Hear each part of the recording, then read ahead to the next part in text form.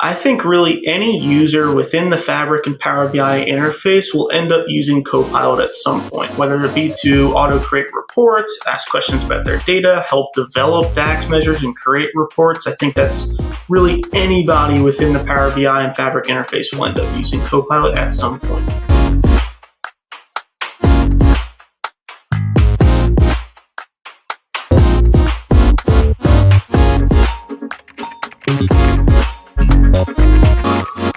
Welcome back to episode 2 of Fabric Threads, where we at Collectiv try to unravel Microsoft Fabric for you. And I'm joined with my partner in crime, Dennis, to talk about the latest updates from Microsoft Fabric. Thanks, Jill. I'm excited to be back for episode 2. Awesome. And I can see we have some pretty big updates to discuss today, as well as maybe a sneak peek of what the future of Fabric looks like. Yeah, we have a new Fabric roadmap, we have some additional Git integrations, and we also have a new Copilot update within Fabric. Amazing. And I think we should probably stop teasing the audience and jump right into the meat of the discussion. Absolutely, let's go. Okay, Dennis, well, let's talk big picture first. I heard that Microsoft just released their latest semester of Microsoft Fabric's roadmap that now includes Power BI updates as well. Can you provide us an overview of what folks at home can expect to be coming down the pike? Yeah, absolutely. So Microsoft just released a new roadmap. And so the last time they released a roadmap was last October. And so that included the next 2 quarters of updates. And now that last month, now we're going to see the next 2 quarters of updates. So really looking forward to jumping in and reviewing some of these features. It definitely helps for customers to have a glimpse of what's to come as part of Fabric. And I'd like to know, Dennis, what are some of your favorite updates you're looking forward to?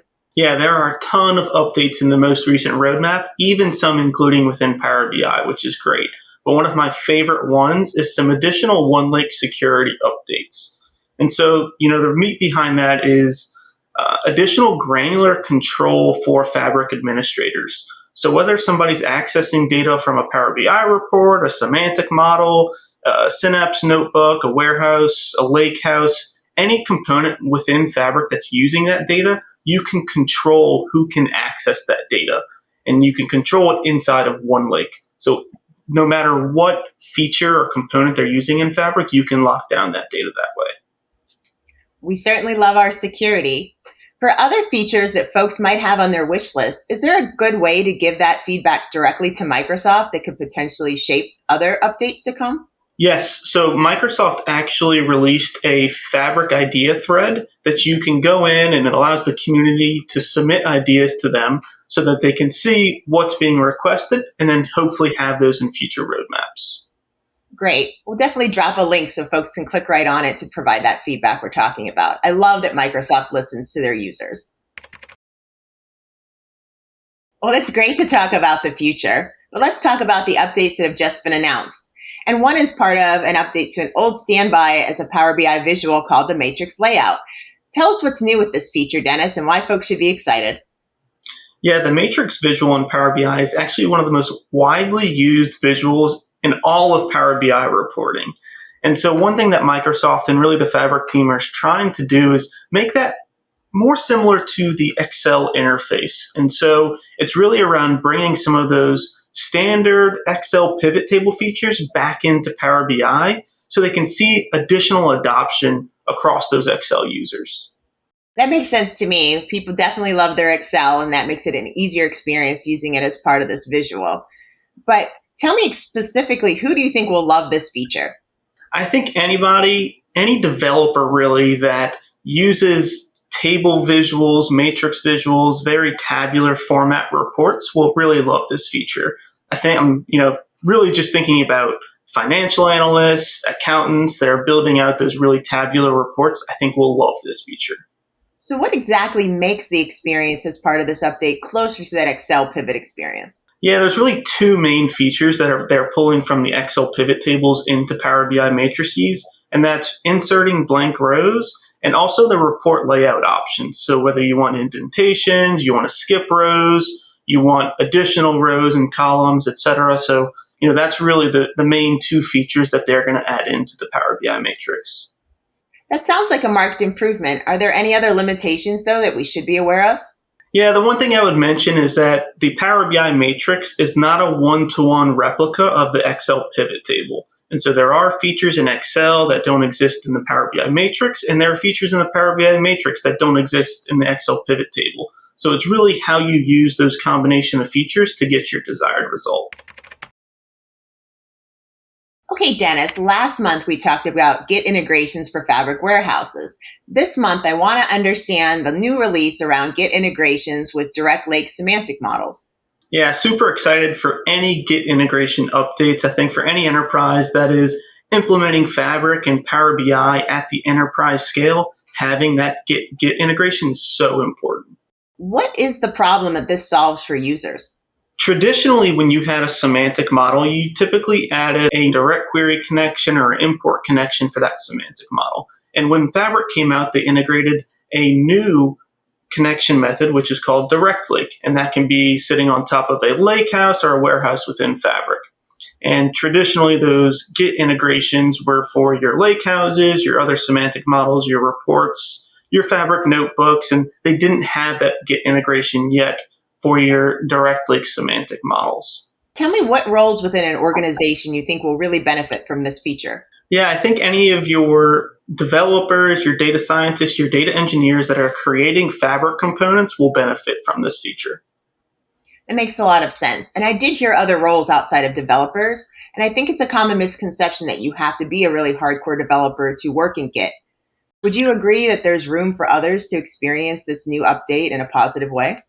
Yeah, absolutely. So the way the Fabric team and the Microsoft team as a whole, they really want Git integration, Azure DevOps to be more of a drag and drop interface that is able to be adopted by non-developer users and maybe just your super users throughout your organization. Well, that sounds cool. People should definitely get out there and try it. Yeah, absolutely. It's a great feature, and I think anybody that's using direct lake semantic models should be also be using that Git integration. In this fast-paced world of ours, we have data coming at us even quicker. So I'd love to talk about this new feature called Real-Time Hub. Yeah, so Real-Time Hub, this is a new feature within Microsoft Fabric, and so it actually is an entire environment for all of your event and your streaming data processing needs. So whether you're ingesting that data, whether you're transforming the data or visualizing the data, Real-Time Hub allows you to make those connections and do all of those transformations within this interface. Tell me, Dennis, how does this help with handling all those large amounts of volume of data that's coming in all the time? So anything like IoT devices, telemetry data that is just constantly flowing in, having ETL pipelines that are bringing that data in, it's just very inefficient. So any type of real-time processing of data is super important to make sure you're not misusing those resources that you have available. What problem do we think this really solves for customers?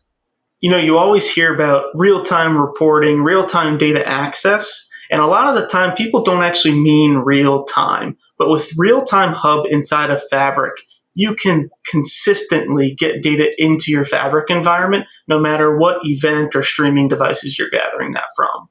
Let's talk organizational size. Is this really only for the big guys, or can any company benefit from this new update in Hub? Yeah, it's a great question. And really, any company can integrate this within their environment. I don't think there's any specific industries that this really targets, but anybody that is really looking for that real-time data access and the real-time reporting, this is the feature for them. So any size company, any industry that's dealing with that real-time data, this is a great market improvement for them in Fabric. Yeah, absolutely. Absolutely. Any specific roles within an organization you think will touch this feature most? This feature will be targeted amongst your data engineers, your data scientists, and your data analysts. I don't see too many super users throughout the organization actually using the feature to its full capability. I think they'll use certain portions of it, but those users that will really use from start to finish the real-time hub are going to be your data scientists, engineers, and your analysts. Okay, Dennis, next I'd like to talk to you about Copilot as part of the Fabric environment. Now, when I think Copilot, I'm used to using Copilot as part of my daily internet queries or even helping me to script an email. But I want to hear from you, what does Copilot do within the Fabric environment for our users? Yeah, and so this feature, it's really around auto-enabling Copilot within your Fabric environment. So Copilot has been a feature and a component within Fabric and Power BI for about a year now. And so now what they're doing is auto-enabling that inside of the environment, which means that if you do want specific workspaces to not have Copilot access, you actually have to go back into the admin settings and turn that off. But just in general, Dennis, what sort of questions might I ask Copilot as part of Fabric to help me get my daily tasks done? Yeah, that's a great question. And, Copilot can be used within Fabric and Power BI in a multitude of different ways. But most of the time when people are talking about Copilot within Fabric and Power BI, it's really all around the report development and the report visualization side of things. So whether you want to prompt it to create a sales report by country or region within your sales territories, you can prompt Copilot to be able to create that report automatically for you. Or whether you want to write DAX measures or create DAX descriptions, Copilot can also be used for those features as well. Great. So this is an AI-driven tool that helps customers get their daily tasks done quicker and more efficiently within Fabric. Is that right? Yeah, absolutely. And it's really all around how do you use those AI features to improve your processes and make things get done a little bit quicker. So Dennis, I'd love to know, who do you think would specifically benefit from these new features within Copilot?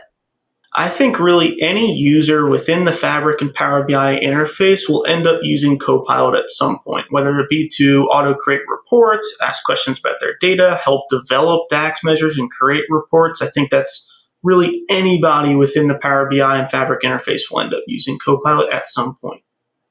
That makes sense. It seems like we can't get away from AI's improvements on our life, and it's great to see that's extending to the Microsoft Fabric environments. Now, one of the areas I would like to talk to you about, I get some feedback from customers that are a little leery about Copilot and other AI tools that might be sharing their data outside of their organization. Is this a legitimate concern?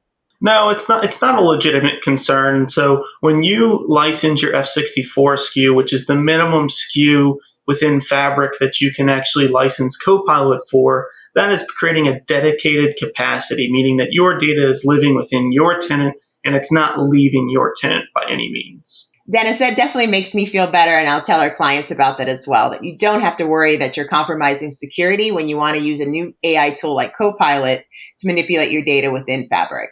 Exactly. Whew.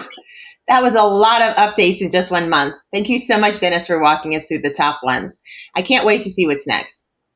Yeah, the Microsoft and Fabric team are constantly rolling out updates, and it can actually be pretty challenging to keep up with those. Well, folks will just have to join us for next month's episode 3 of Fabric Threads to see what updates we can talk about then. We'd love for you to subscribe or drop a comment to tell us what you'd like to see next or what features really excited you. Thank you so much.